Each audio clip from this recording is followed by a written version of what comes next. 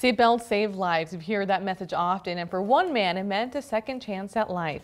Now he's spreading his message in hopes that one quick decision to click it can save many others.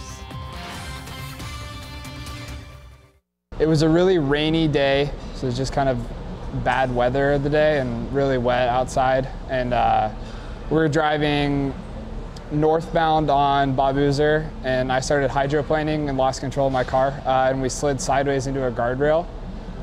Basically folded my car in half. Looking at him now, you wouldn't know 4 years ago, Aaron Gosch was in a car crash that could have put the brakes on his goal.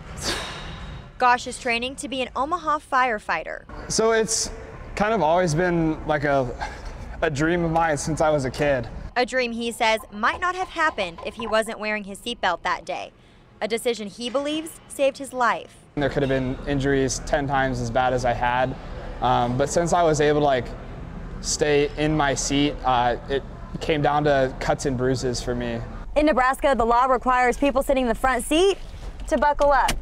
But if you're over 18 and sitting in the back, the law doesn't require you to do the same. Gosch is now a big advocate for seatbelt use. He urges you to buckle up no matter where you sit in the car. Every time I drive, I put my seatbelt on right away. I make sure all my friends have their seatbelts on, and it definitely kind of changes your perspective, like when something tragic like that happens. Tragedies law enforcement see all too often, and in many cases say a seatbelt could have saved a life. You know, we see accidents quite frequently, and the more severe ones are the ones where people are not seatbelted in.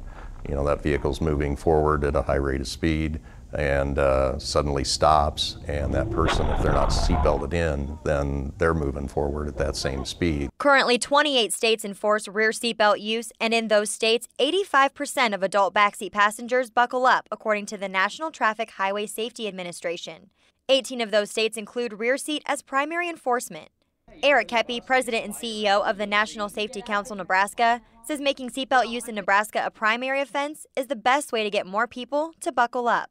We know, and statistics show, that seatbelt usage would go up if we had primary enforcement of our seatbelt laws. I know there's been bills introduced in most recent years, and I'm hoping that there's a bill introduced and we can get it passed this year.